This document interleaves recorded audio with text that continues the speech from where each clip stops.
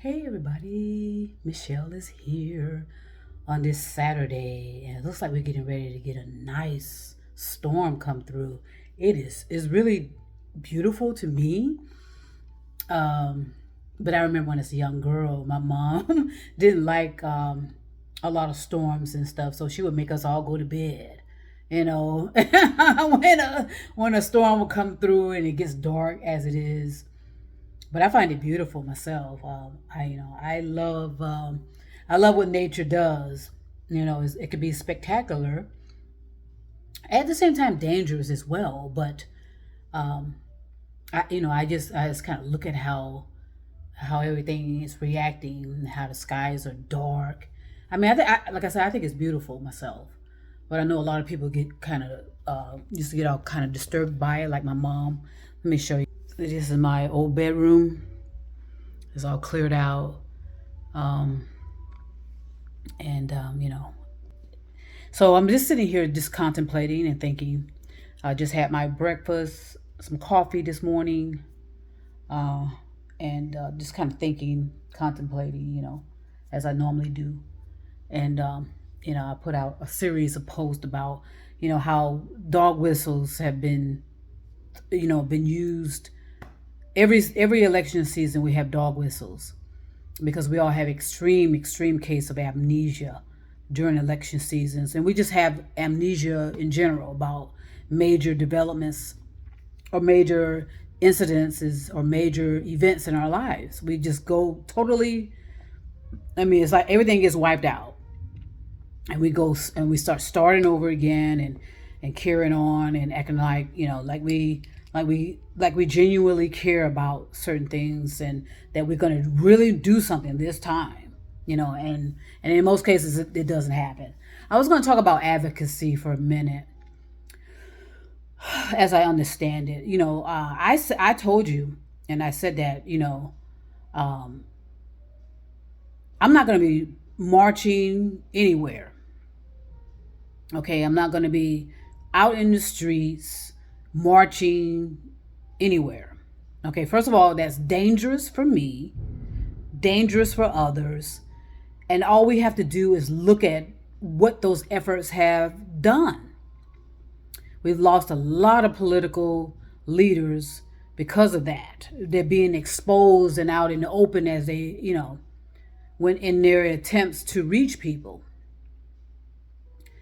And all I'm saying is that I'm not doing that. Okay, what I may do, I'll be at certain events, but I am not going to be up front and marching nowhere. I'm not going to be up front and protesting anywhere. Now, just like elevation of our thoughts, we have to elevate our actions and our behaviors. And we need to just be creative and think about other means of how to reach people. I still think the which is being done now, it's like almost like an on the ground effort. I mean, it's happening. The political pyramids. That's what they're doing. They're doing on the ground strategy meetings together. Okay, out of the public eye. That's what I think. That's a strategy that other uh, political. Uh, I mean, those that are looking for uh, some type of justice and some type of progress in the development of humaneness and equal justice and equal rights and that kind of stuff. You're gonna have to go underground.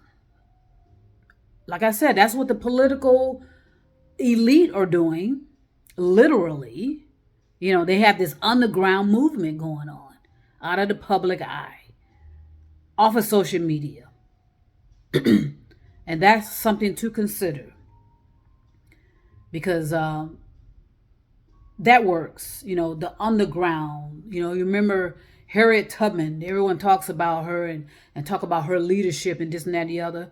Well, wasn't that a part of it? The underground, So you just have to be creative and you have to be strategic. And most importantly, you have to be safe. You have to be safe. All right. So that's all I want to say about advocacy, because I know that's a hot ticket item. But all I'm saying is that um, just like with everything else in life, you just have to think differently, respond differently, respond accordingly with responsibility and accountability. Okay. I say walking out in public in the middle of having yourself in full view of idiots and degeneracy and hatred, you're just making yourself a target, especially with people now with their cell phones. They take cell phones on your face, and then later down the line, you start getting targeted. You start getting hateful emails, hateful literature. Your phones are tapped. Your technology is tapped. So just be more creative, gentle, uh, controlling your emotions and feelings about the things that you care about. All right, and remain logical. Make sure it's reasonable. It can be understood by everyone. You have all of your senses involved in that decision, and you have an intention. Are you looking for attention, or do you have an intention? Those are the questions that you need to ask yourself. Are you seeking some type of political, I don't know. So just ask yourself, what's my intentions here? Am I actually wanting change, or do I just want attention? Do I actually have ambitions about making the world a better place, or I'm just trying to position myself to get a lot more attention, get a lot more likes, get a lot of followers, and then maybe start charging people for subscriptions, start charging people for fees to hear me speak, and this and that and the other. It's just what's your intention? That's all. We all have to make a living. Okay, we all have to have livelihoods and support and take care of ourselves. My biggest thing is always to make sure I'm being held accountable, responsible for my livelihood as best I can, and that I do not become a burden to anyone. Okay, I want to make sure I'm carrying my load, whether I'm in a relationship or not.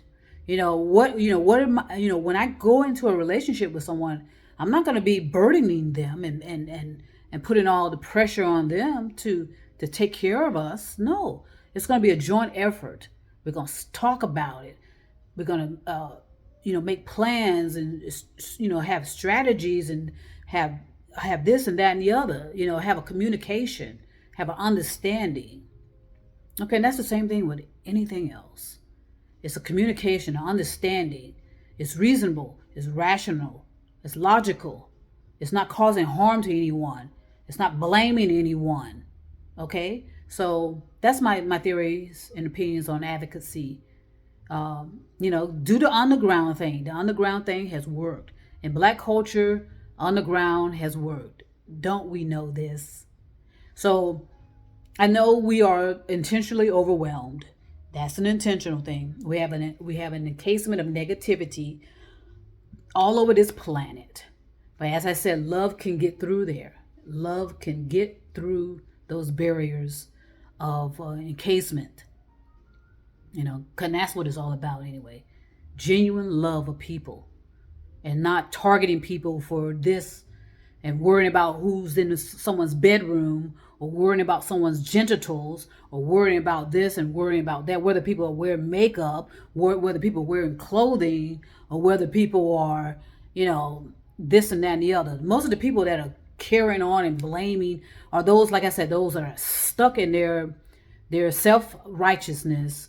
They're stuck in their delusions, their beliefs, and they want to target and project on everybody else, and give out this false image of caring about people, which they can care less about people.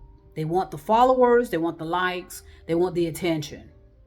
Okay, because guaranteed at home, because like I'm saying, this is all happening online usually. At home, they're ignored. Okay, their parents may not be there. Nobody wants to go out with them. Nobody wants to sleep with them. Okay, most people find them disgusting and it makes their skin crawl. You know, that kind of stuff is going on. And that's what's real, you know. So we can continue to stay in delusion, continue to be have our memories wiped out, or develop these cases of amnesia, all we want. But it doesn't stop what the planet is doing. It doesn't stop future events as far as the climate is concerned. Because like I said, the damage has been done. We've been sleepwalking for thousands of years. And now it's time to reap what we've sown. Okay? So just remember, it's the energy of your thoughts. Monitor your thoughts. Be genuine about your intentions. And watch what happens. Okay? So I want to send peace and love to everybody all over the world. All over the stars, all over the moon and the mountains. Nothing but love. Universal love as well. Peace and love. And trust me, I'll be back.